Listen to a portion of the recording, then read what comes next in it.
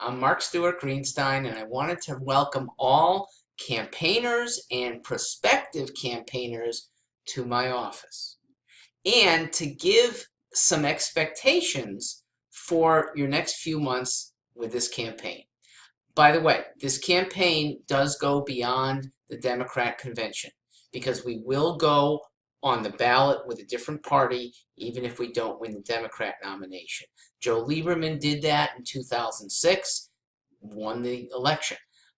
We'll have that route. I'd love to get the Democrat nomination. As an outsider, I think the odds there are long. But by holding this campaign credibly, we get support for that November run when it becomes a three-person race. Now, if I do get the Democrat nomination and other parties want to nominate Mark Stewart as well, that's a real bonus because then we've got multiple lines on the Connecticut ballot with my name on it. So I hope you can be with us as much as possible. You can expect the following: to be treated independently because I respect your brain power and because I like a bottom-up regimen, that you who are working with people day in and day out bring to others at the top of the campaign the next good idea, the next good method, and scotch some things that are bad. We want to hear from you. Top-down command, that's not for us. So there'll be a few basics to start with, but you'll have a lot of control over when you want to work, where you want to work, and the kind of things that you'll be doing. Now, those could be outdoors. I will be petitioning to get on that extra parties ballot. You might want to help. You'll be carrying things like this. You'll be asking for signatures. In the process, you greet new voters and introduce them to what the campaign's about. Now, there will be events that are formal speaking engagements. There'll be some debates. I've been invited to a couple. You'll be able to hold signs. We have these. 2 years ago, we had this.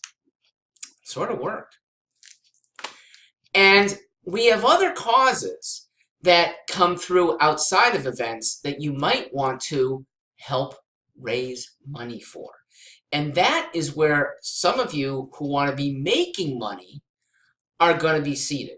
You'll have phone access to lists of people who've donated.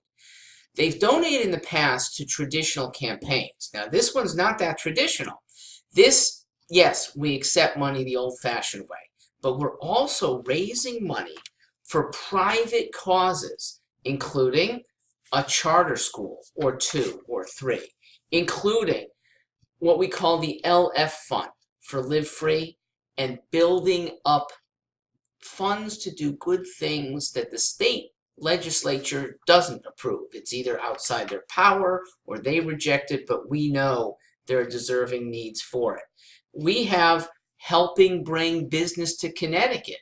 That fund is building up basically a party stash to entertain the Europeans that come over here or those who are far away that are thinking about opening a division in Connecticut. We already put in a proposal to Amazon, so we can certainly slim down, go for smaller fish, and be very successful.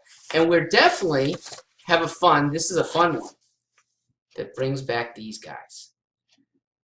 Those of you who were old enough to remember hockey nights in Hartford, they were exciting, exhilarating, and it will help the state. There's no reason, well, there are a few reasons, but we can afford to buy a team privately without spending state money. We just need the willpower, and here's how that works. Everybody who's donating is a partial owner. This is not a team that is for sale to one guy who might then leave town as Peter Carmanos did. No, the owners are Connecticut residents who have a share of management control, and if there are profits, a share of the profits. Even $100 gets you a small share of the next NHL team to skate in Connecticut. I expect that to happen within 4 years. In fact, I've said, if I'm elected and don't bring an NHL team to Connecticut, do not reelect me. It will be a sign of failure. All right, so all these funds are in play. You are welcome to work on lists, build a stash, and keep some money for yourself. We have a generous commission process for that. Other things you can do here, some research. Not a lot, because frankly, you don't have to know that much to hold your own with the relatively low-level questions that are given in debates. Debate prep, though, is something I could use. And so you are my test audience for different scenarios. You know, the hard ass, the Republican, the liberal. And I would like to be able to have a good rapport with all of them. Some of you will help me get in front of those groups in the first place. There are town committees that I want to be seeing. I'll be in front of the Democrats in Avon next week, hopefully Glastonbury too. Democrats first, that's where I'm competing most, but I think some Republicans will actually welcome this non-liberal Democrat. And indeed, just to make sure that you're comfortable, I welcome everybody of all political stripes except the progressives who are statists. There's a such thing as a socialist that I do respect. The socialist who wants to get a small group together and on their own, or maybe it's a big group, but aren't foisting and forcing us outside the group to pay for their stuff. You want to do that? Fine. Progressives these days, unfortunately, command others and use the state and sometimes use big business to do that. That is not welcome in this campaign. Every other stripe, you are absolutely welcome. All right, so we meet online and in person. In person is Newington on most Fridays. A few of them will be in Hartford because afterwards we then get to go to a UConn basketball game. So 5:30 most Fridays, Newington. And if you can't make it here, then you can join us online because we use a Zoom conference. The conference number, 531-623-5029.